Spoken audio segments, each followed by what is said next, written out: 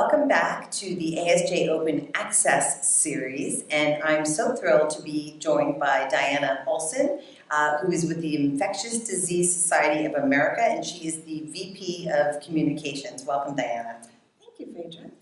So we are very interested in your story. We understand that you launched a new open access journal just 4 years ago. And could you tell us a little about your journey and that process and where we are today? Yeah, okay. Happy to. So the Infectious Diseases Society of America, IDSA, started publishing with Oxford University Press back in 2011.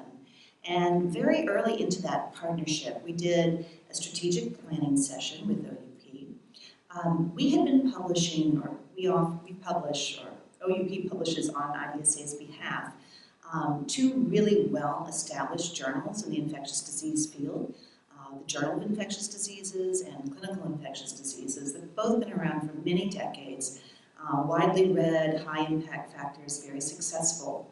As part of our strategic planning session, we did an analysis of all of the articles that were being submitted to our two traditional well-established journals and going through peer review, and that we were investing a substantial amount of time and resources in, but they were ultimately being rejected just because there was not enough room for them, right?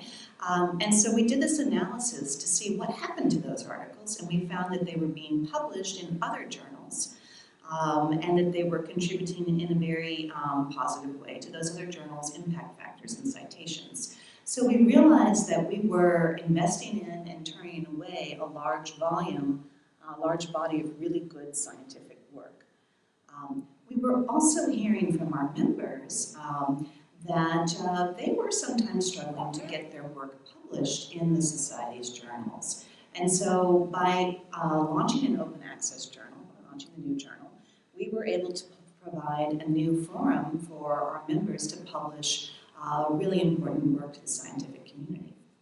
So talk to us a little, Diana, about the branding and how you created consistency among the two existing titles, the society, and how you made that feel familiar to the readers and authors. Sure. Well, so our journals, our two traditional journals are the Journal of Infectious Diseases, which goes by the acronym JID, and Clinical Infectious Diseases, which goes by the acronym CID.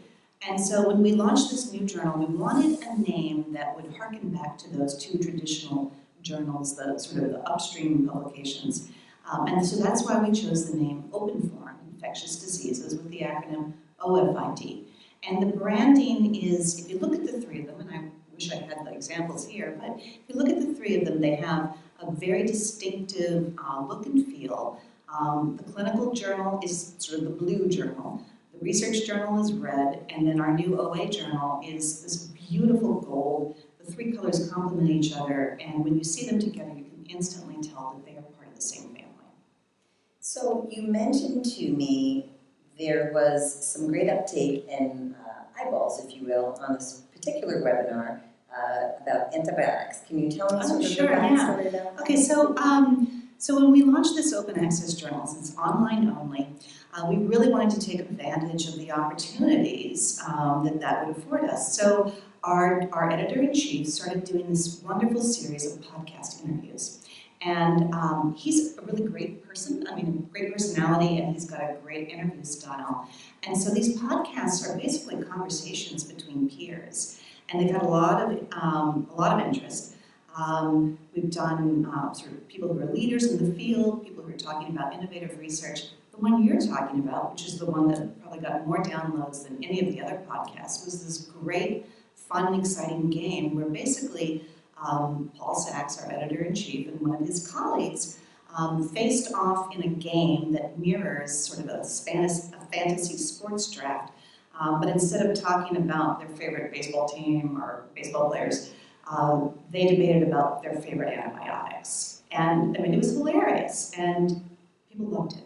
So essentially the Open Access Journal gave you an opportunity to have a little fun, do something educational, be a little innovative, where you probably wouldn't find that as appropriate in the traditional. Exactly. And the fact that it's open access also means that all of that content is readily accessible, readily available to anybody who has internet access. So we're really interested in, as a specialty, in attracting new people into the field. Medical students, residents, all of those folks have access to that content. So an additional way to reach out to that community. And that's something that we at the Aesthetic Surgery Journal are also interested in, attracting residents, educating the trainees, getting them to start to read the Aesthetic Surgery Journal in their training. So when they become aesthetic surgeons and they're out of their fellowships, it's a natural thing for them. So when we talked earlier, we discussed kind of the financial component of open access. And I had asked you how long you anticipated that it would take to be profitable and what that kind of model looked, and you said you were pleasantly surprised. Yeah, well, so we had anticipated that it would take 2 to 3 years before we would be able to see any revenue from this journal because it's new, because it's a new model for us as well. And we actually saw a profit the first year, so we were really, really pleased with that. We've been able to beat the projections in terms of the numbers of manuscripts. We also assumed that, especially during those first few years, when the journal doesn't have an impact factor, when it's not well established, that we would have to, that our editors would have to waive some of those open access fees. And I think our first year we had projected that we would need to waive maybe 50% of the fees, and it was well below that. In fact, that first year we beat our income projections by almost 300%. That's incredible. Yeah, we were really pleased. In closing, any observations as the VP of Communications for your society? What have you heard in terms of feedback from members? Yeah. Well, again, I think members like the Open Access Journal. I think it makes the content much more freely accessible to everybody. It provides a new outlet for them to publish research findings. It also enables us to do things that are a bit more engaging and innovative in terms of social media, podcasts, potentially videos. And so all of those things I think are big positives. And as a society too, frankly, the fact that it has helped us to diversify the journal's revenue streams is a very important thing. It sure is. Thanks for sharing your You're story. so welcome. Thank you. Thanks.